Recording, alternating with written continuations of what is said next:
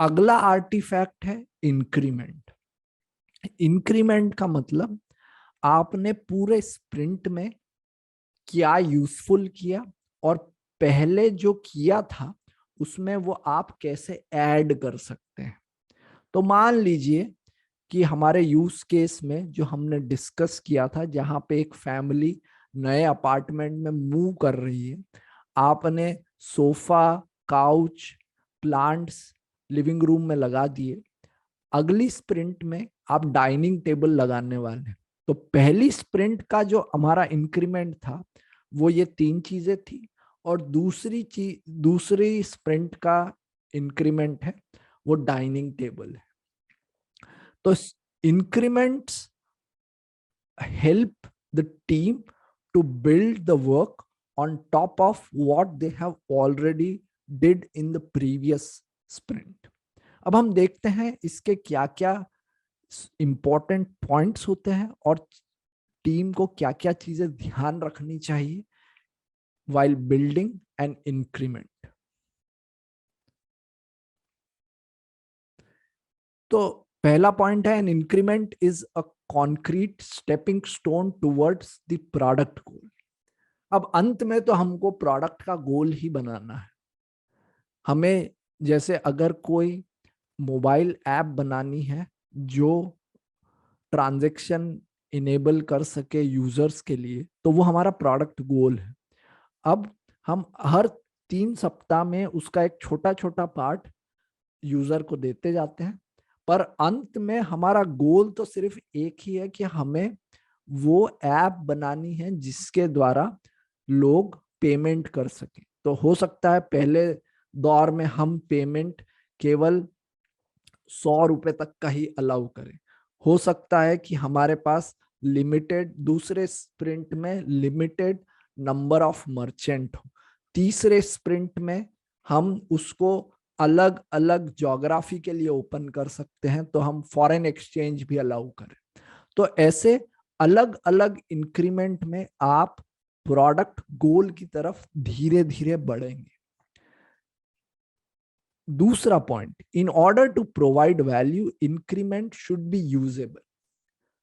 इसका मतलब यह है कि कुछ भी कचरा नहीं बनाना है, बनाना वही है जो यूजफुल हो, जो यूजेबल हो।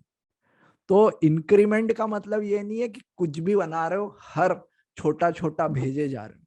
इंक्रीमेंट का मतलब ये है कि यूजेबल बनाना है उसे, वो यूजफुल होना चाहिए at the end of the day.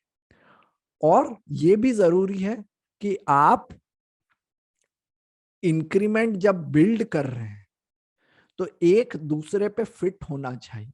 ऐसा नहीं होना चाहिए कि आपने नया कोड या नया कंपोनेंट डाला और पुराना फट गया, फैल गया। ये भी नहीं होना चाहिए। तो ये ही है, मल्टीपल इंक्रीमेंट में be created with in a sprint. तो अगर एक स्प्रिंट के अंदर भी मल्टीपल इंक्रीमेंट बन सकते हैं। Work is not considered part of an increment unless it meets the definition of done. अब आपकी डेफिनेशन ऑफ डन, जैसा हमने पुराने वीडियो में भी देखा था, ये होता है कि आप कब मान लेंगे कि आपका काम खत्म हो गया, वो है डेफिनेशन ऑफ डन। जैसे आपकी दिनचर्या है कि मुझे सुबह उठना है, नहाना है, पूजा पाठ करनी है, नाश्ता करना है, ऑफिस का काम करना है, दिन का खाना खाना है और शाम का खाना खाना है, सो जाना है। ये मेरी दिनचर्या है। तो अंत में जब मैं सोऊंगा तो वो मेरी definition of done for the day है। और वैसे ही हमारा यूज केस में भी हमने देखा था कि definition of done is when the customer like our design, our interior decoration। जैसा मैंने पहले भी कहा था, अगर आपने यूज केस वाले वीडियोस नहीं देखे तो पहले वो देखिए। ये हमने ये किया है कि हमने थ्योरी बाद में ली है, प्रैक्टिकल पहले लिया है, तो आप बहुत आसानी से समझ पाएंगे। तो समरी में इंक्रीमेंट वो चीजें हैं जो टीम ने बनाया है स्प्रिंट के अंत में।